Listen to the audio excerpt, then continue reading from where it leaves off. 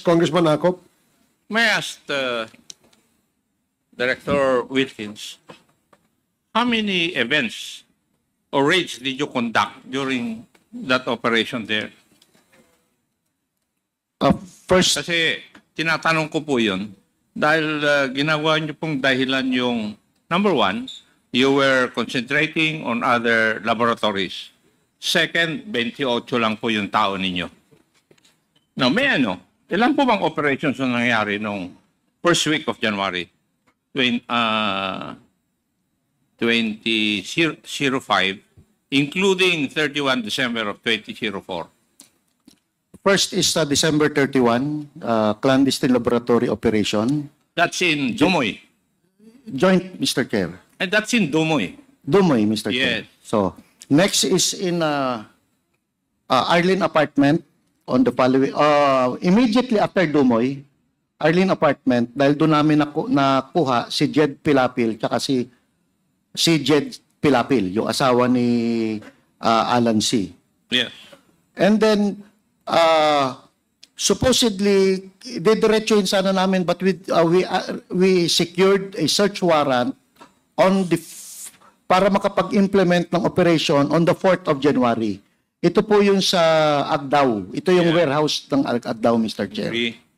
Tapos nung January 5, ito naman yung sa Polytex International, Davao City Polytex. Ito naman yung nakakuha tayo ng air scrubber na kung saan yun yung area ni Jong Pilapil, Mr. Chair. Okay. Ang meron lang kayong search warrant would be with Dumoy and Agdao.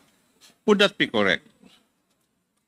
I believe, Mr. Doon Chair, sa Arlene at saka Bunawan, wala kayong search warrant. I believe yung Bunawan, hindi ko maalala, Mr. Chair, but I believe yung Bunawan may search warrant kami doon, Mr. Chair. Yung Arlene apartment, wala, Mr. Chair. Yes. According to my information, dalawa lang po yung may search warrant. Agdao and Dumoy. Okay. Now, according to the logbook that I have of PDEA Region 11, hindi naman po 11 yung nakuha sa sa Arlene apartment. Will you agree with that? Hindi ko na matandaan, Mr. Chair. I'm sorry po. Hindi ko na talaga matandaan. There were 13 people according to the logbook. The same person who signed yung logbook ng January 1, 2005, 10:35 a.m., si Tanod, siya rin ang nagsabi o nagpumirma sa logbook nung bumalik yung mga tao ninyo, ang nireport 13 tao yung nakuha.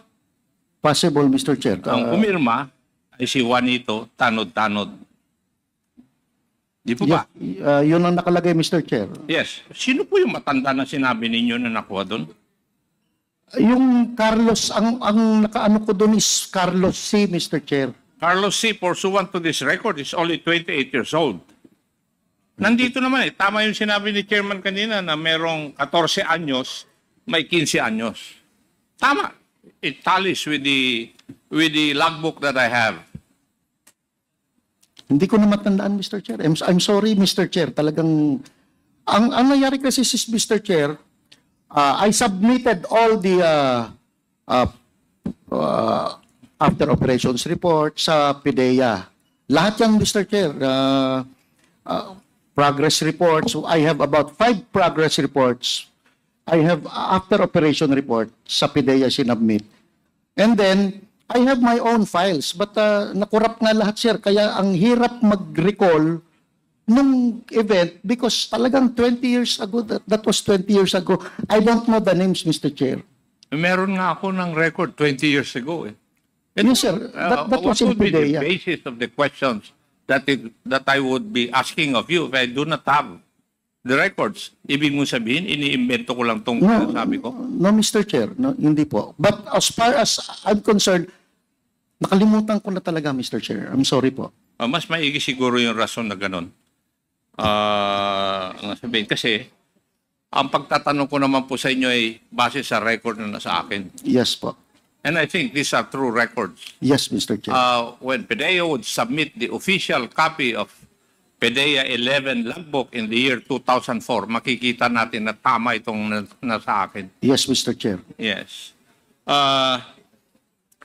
Mr. Chairman, ang dami na nagtanong tungkol doon sa 13 na nahuli doon sa Arlene. But nobody can tell us ano po ang nangyari sa kanila. Meron po ba makapagsasabi kung ano na po ang nangyari sa kanila? Naihukay na ba sila?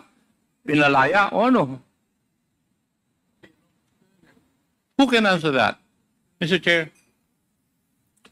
Mr. Chair, siguro sir talagang ang tanungin natin dyan, yung Bureau of Immigration sa 11. Kasi talaga sila Mr. Chair ang makakasagot kung ano nangyari doon, Mr. Chair. Mr. Chair, may I move that we invite the Regional Director of BID noong 2004 doon sa Kwan. And kasi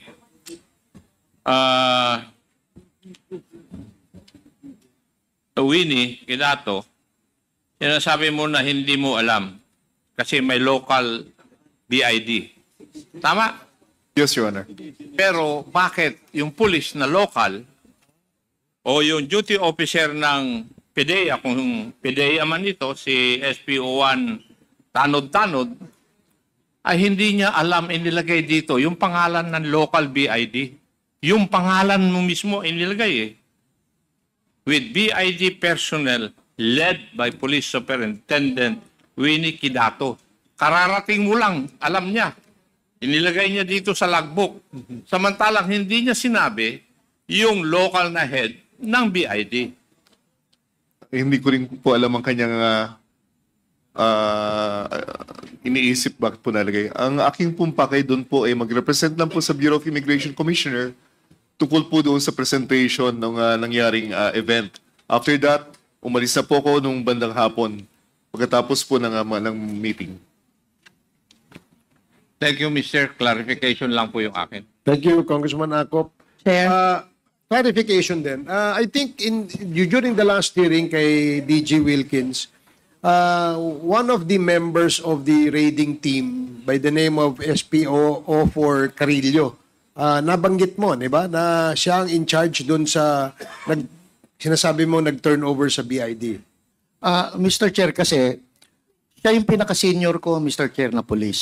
So, lahat ng, kung magbigay ako ng instruction, it will be SPO for Carillo.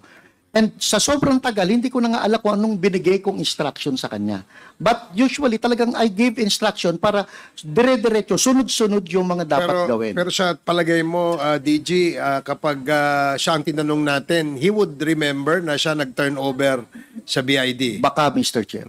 So if that's the case, Comsec, may we, can you please coordinate with PNP to, no? PNP? Former, retired na yata yan, Mr. Chair. What is the full name of Carillo? We can get that from our record. So Yes, please Mr. Chair. coordinate with the PNP and invite si SPO for Carillo in our next Quadcom hearing. So, meron pa? Okay, after Congresswoman Luistro, it's Congressman Abante, then we'll proceed with another presentation. Congresswoman Luistro.